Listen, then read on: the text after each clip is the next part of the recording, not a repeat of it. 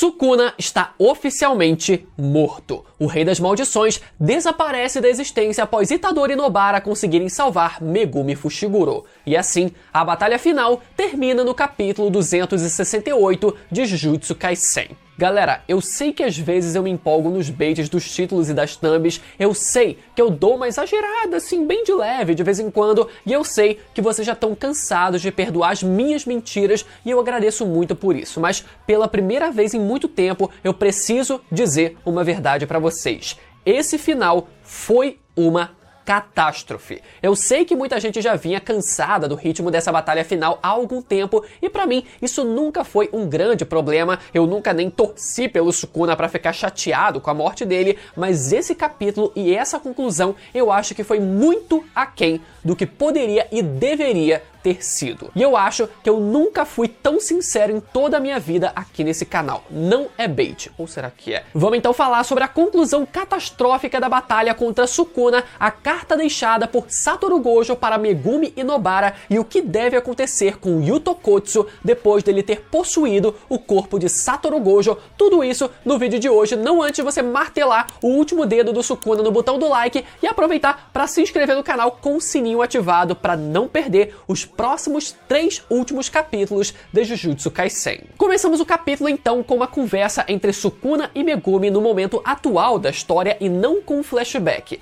Nessa conversa, Sukuna tenta convencer o Megumi a desistir de continuar resistindo, relembrando a ele tudo o que o Megumi havia perdido até agora, o seu corpo sendo tomado pelo Sukuna e a morte da sua irmã pelas mãos do próprio Megumi. Mas pro espanto do Sukuna, Megumi se mostra extremamente calmo e tranquilo e responde com uma informação que a gente não sabia até então. Megumi explica que se o Sukuna for arrancado pelo Itadori de dentro dele, isso significaria a morte para o Sukuna. Isso porque, mesmo que o Sukuna ainda possua o seu 20º dedo intacto, que se encontra nesse momento em posse da Nobara, é explicado pra gente que apenas um único dedo não seria o suficiente para prender a alma do Sukuna nesse mundo. Ou seja, se o Sukuna for separado do Megumi, os 19 dedos vão desaparecer e o seu último dedo também perderá o seu efeito, provavelmente vindo a desaparecer também. Vamos lá, por que eu acho que isso não faz o menor sentido? Primeiro, que essa ideia de que um dedo do Sukuna não consegue manter a alma dele presa a esse mundo me pareceu um atalho extremamente forçado para que o autor pudesse resolver essa questão o mais rápido possível. Tipo, merda, se os 19 dedos desaparecerem, ainda tem aquele maldito último dedo que não pode ser destruído. Já sei, vou dizer que o dedo vai desaparecer por tabela e pronto. Não, meu amigo, o último dedo continuaria retendo o equivalente a um 20º da alma e da energia do Sukuna, como ele sempre fez. Segunda coisa, esse lance dos 19 dedos do Sukuna desaparecerem depois dele ser separado do Megumi também não parece fazer sentido. Se a gente lembrar, alguns capítulos atrás, não faz muito tempo, o Sukuna, de tanto levar porrada do Itadori na barriga, chegou a vomitar 2 dedos e depois engoliu eles de volta para conseguir continuar mantendo a sua forma. Inclusive teve gente, confundindo, achando que era na verdade ele vomitando o Tengen, mas depois da versão oficial do capítulo, dá pra ver claramente que são 2 dedos dele. Ou seja, se a alma do Sukuna pode voltar a existir na forma de objetos amaldiçoados, no caso dos seus dedos, no momento em que ele fosse separado do Megumi, a lógica seria ele voltar a se transformar nos seus 19 dedos, e não ele morrer de forma automática como aconteceu nesse capítulo. Ou seja, todos esses dedos desaparecendo assim, seja os 19 dedos depois da separação do Megumi e o 20º dedo desaparecendo por tabela lá com a Nobara, não faz o menor sentido e só foi um atalho barato pro autor dar um fim no Sukuna de forma fácil e que contradiz algo que ele mesmo havia colocado na história poucos capítulos atrás. E vejam só vocês, eu nunca fui fanboy do Sukuna aqui nesse canal, mas vocês sabem que não existe pessoa mais imparcial do que eu nesse país, então eu preciso ser justo e dizer que a morte do Sukuna, como ela aconteceu nesse capítulo, foi um mero atalho barato para que as consequências consequências que isso traria na série não fossem ainda mais graves, no caso, necessitando da morte do Itadori para isso, que eu vou comentar daqui a pouco. Ou seja, o autor preferiu seguir o caminho fácil e só entregar o trio principal junto e feliz no final de tudo, ao invés de ter coragem e culhão de fazer uma conclusão ousada e corajosa como essa, por exemplo, envolvendo a morte do Itadori e algumas coisas que eu vou falar daqui a pouco. E terceira coisa, a imagem que vemos do Sukuna nesse capítulo com essa forma de geleia preta é idêntica a essa fanart de um spoiler fake que saiu algumas semanas atrás. Então não é possível, galera. Primeiro, o autor ele canoniza a Nobara de tapa-olho igual fizeram em um monte de fanart, mas até aí tudo bem porque já era uma imagem dela de tapa-olho muito disseminada por aí que muita gente já tinha feito. Mas essa forma de geleia do Sukuna tá muito igual a essa fanart de algumas semanas atrás. Pra quem não sabe, tem um perfil no Twitter que ficou muito famoso nos últimos meses entre a fandom de Jujutsu por desenhar essas fanarts e publicar como se fossem spoilers de verdade do mangá. Inclusive, vários desses desenhos ficavam até melhores do que o próprio mangá. Então, eu sinceramente não duvido que o autor tenha se baseado em fanart para desenhar esse final de Jujutsu. Em fanart, meu amigo, acordem! Acorda, caralho! Mas enfim, seguindo o capítulo, vemos o Megumi se recusar a morrer e lutando para continuar vivo. E essa resistência do Megumi à possessão do Sukuna foi o suficiente para que o Itadori fosse capaz de libertar o seu amigo. Então vemos a expansão de domínio do Itadori se desfazendo, e até agora a gente não teve explicação nenhuma, né, de como ela realmente funciona, só suposições, e o Megumi sendo jogado para fora do Sukuna. Infelizmente, o autor não canonizou a minha teoria do Megumi sendo vomitado pela boca da barriga do Sukuna, mas eu aposto que se o cara das fanarts tivesse feito um spoiler fake disso, o autor teria canonizado isso no mangá.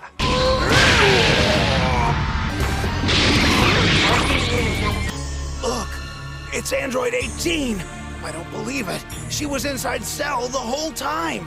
Em seguida, até vemos o Sukuna tentando se reconectar ao Megumi, porém sem sucesso. O que resta no chão é apenas um amontoado de carne do que sobrou de um ser miserável, com o Itadori o observando de cima e dizendo: "Sukuna, você sou eu", fazendo um paralelo exato com a cena final da batalha entre Itadori e Mahito. E não só isso, mas particularmente me lembrando muito também a morte da Inveja no anime de Fullmetal Alchemist. Quem assistiu o anime com certeza vai perceber essa semelhança. E aqui vem outra parte que também foi meio intancável. Itadori propõe novamente ao Sukuna uma alternativa para que ele continuasse vivo, que seria o Sukuna se fundindo novamente ao Itadori. Nessa parte eu até entendo o Itadori querer demonstrar essa piedade e misericórdia pelo Sukuna, com ele recuperando a sua humanidade e não se deixando se tornar um monstro, diferente da conclusão da batalha contra o Mahito, não sei se vocês lembram, onde o Itadori diz que mataria o Mahito quantas vezes ele voltasse à vida, seja mudando de nome, mudando de forma e até renascendo como uma outra maldição,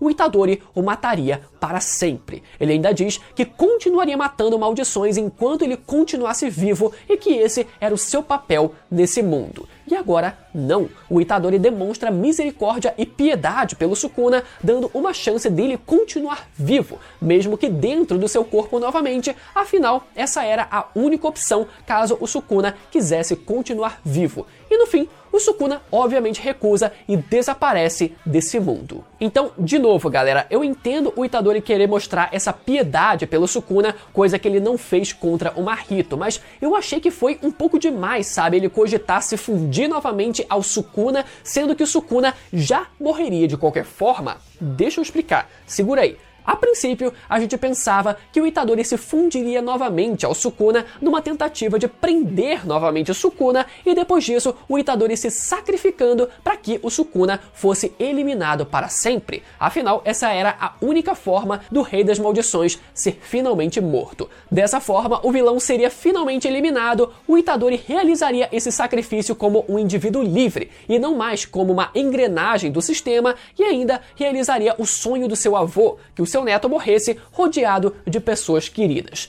Pronto, Final trágico, mas perfeito, concluindo assim todo o arco do Itadori. Mas não, exatamente nesse capítulo a gente descobre que o Itadori não precisava se fundir novamente ao Sukuna para que ele precisasse se sacrificar e o Sukuna viesse a ser morto. Bastava separar o Sukuna do corpo do Megumi que o Sukuna morreria automaticamente. Então, sabendo disso, não teve a menor necessidade do Itadori propor que o Sukuna se fundisse novamente a ele só para manter o Sukuna vivo, sabe? Só faria sentido ele propor se fundir novamente ao Sukuna se essa fosse a única alternativa para selar novamente o Sukuna e impedir que ele continuasse livre nesse mundo por aí. E eu vou dizer que eu também acharia uma merda o Itadori se fundindo novamente ao Sukuna e os dois continuarem vivos, sabe? Depois do final da história, com o Sukuna lá toda hora aparecendo na cara do Itadori, roubando a privacidade e a intimidade dele pelo resto da vida. Meu irmão,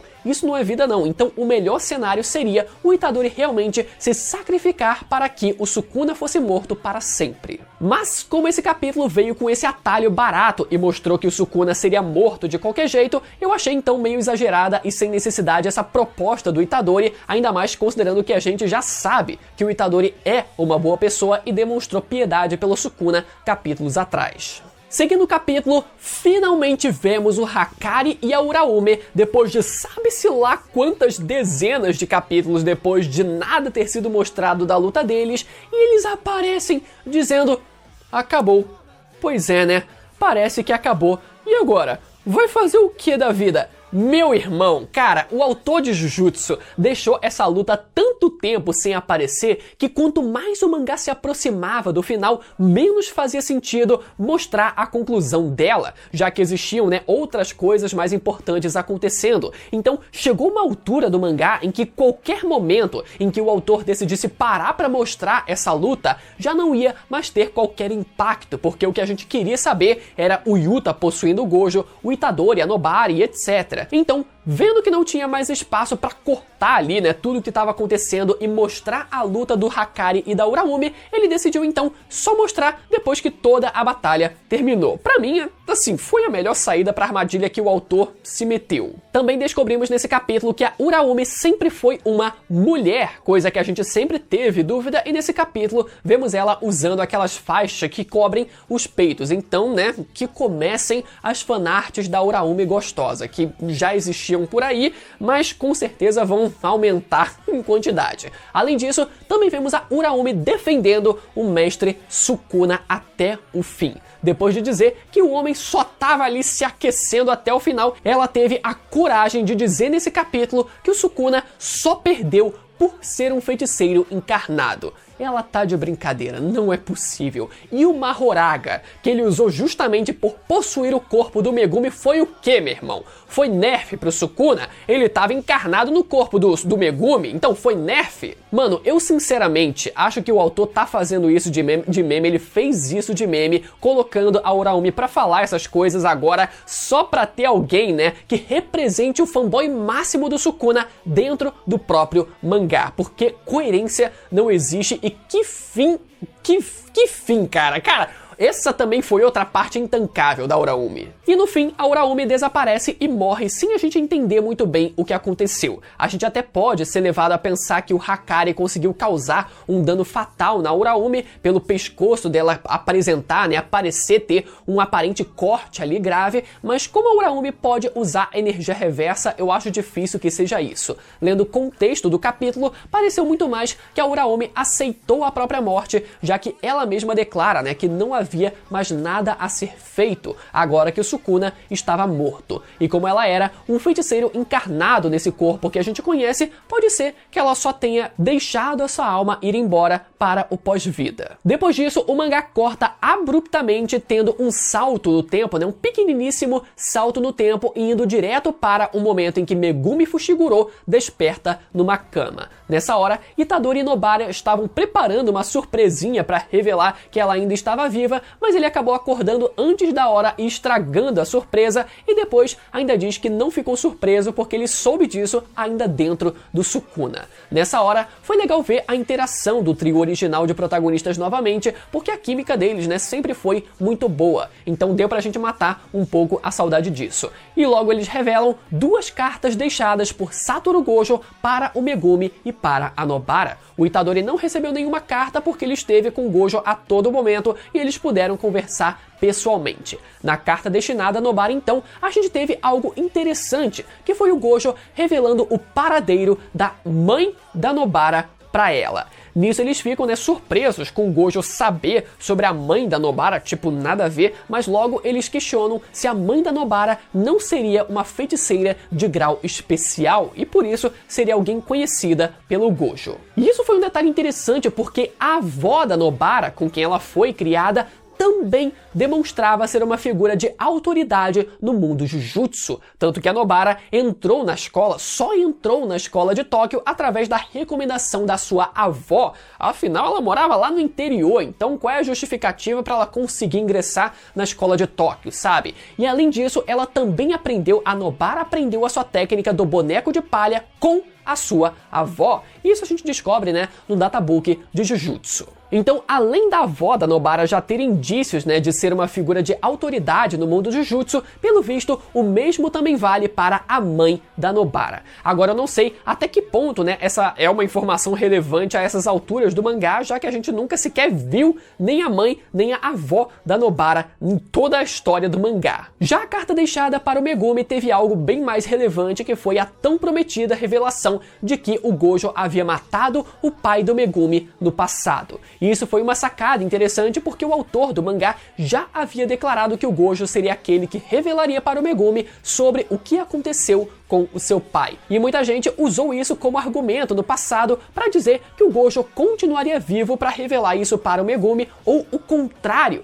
que o Megumi morreria e o Gojo só revelaria isso no pós-vida, já que os dois estariam mortos. Seria uma sacada genial por parte do autor. Mas ainda assim, a carta deixada pelo Gojo para o Megumi também foi uma saída muito simples e cumpriu a promessa que o autor havia feito para o personagem do Gojo. Foi um momento bem legal do capítulo, né, com o Gojo dizendo ali na carta: "Ei, infelizmente o seu papai não está mais por aí, Megumi. É que eu matei ele. Foi mal." E ao invés do Megumi ficar desesperado, triste ou com raiva disso, ele só acha graça e diz que tá tudo bem. Então certamente esse foi um dos melhores momentos desse capítulo. Já o gancho para o final do capítulo se dá quando os 3 decidem ir de encontro aos outros feiticeiros, a Maki, o Panda, o Salmão e companhia, para ajudar Yuta Okkotsu. Será que ele vai viver ou será que ele vai morrer depois de ter possuído o corpo de Satoru Gojo? Pelo visto, o homem continua vivo depois dos 5 minutos terem se passado durante a luta,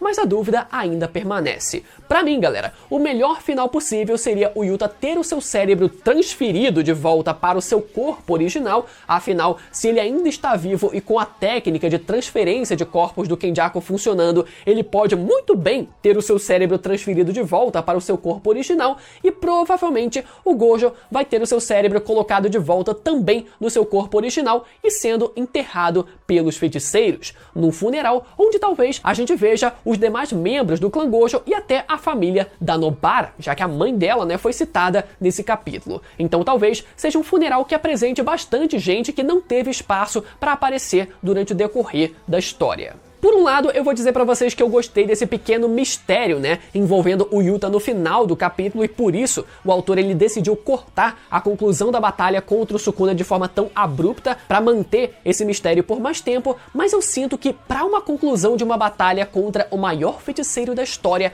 faltou a gente ver mais da reação de todos os feiticeiros que participaram dessa batalha, vendo que eles finalmente conseguiram vencer, seja a Maki, o Yuta e todo o resto, sabe? Essa não foi uma batalha solitária, como foi a conclusão da batalha do Itadori contra o Mahito, por exemplo. Então esse paralelo do autor em tentar convencer a gente de que no final só restava o Itadori e o Sukuna não é verdade. Reparem que o autor de Jujutsu sempre limitou a própria história, não explorando o máximo que o mundo que ele mesmo criou tem a oferecer, ignorando certos elementos, seja o clã Gojo, os estudantes do 4º ano da escola de Tóquio que nunca apareceram e muita gente até esqueceu que existe, enfim. E isso é uma crítica que muita gente já fez há bastante tempo, mas percebam que o autor faz exatamente isso quando se trata dessa batalha contra o Sukuna nesse último arco. O autor, ele tem uma cacetada de feiticeiros para usar, mas escolhe na maior parte do tempo trabalhar um por um individualmente. Inclusive,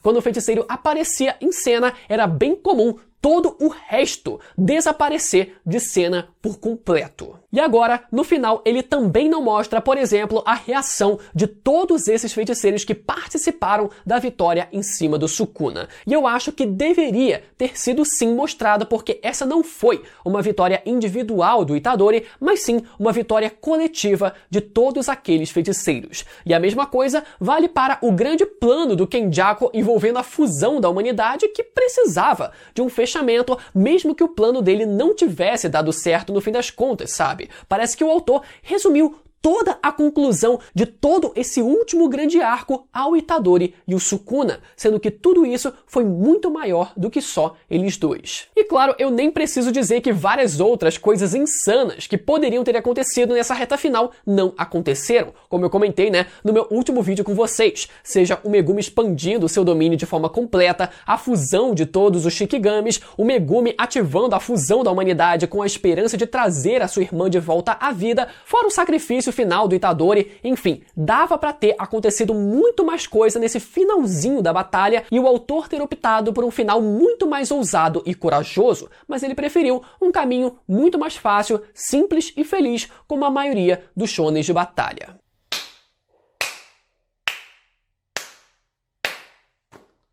Parabéns. Bom, restam agora 3 capítulos para o final de Jujutsu Kaisen. Quem sabe o último não tenha o dobro de páginas, como costuma ser na maioria das vezes. Então, sendo otimista na prática, a gente ainda pode ter mais 4 capítulos até o fim. Como sempre, eu quero saber o que vocês acharam da conclusão do Sukuna na história, se vocês concordam, discordam ou se vocês têm algo a acrescentar a tudo isso que eu levantei aqui nesse vídeo. Deixa aí nos comentários que eu tô curioso para saber. Lembra novamente de deixar aquele like se você ficou até o final e não foi inscrito. Lembra de conferir a sua inscrição para não perder os próximos vídeos aqui do canal. Beleza? Até a próxima. Tchau!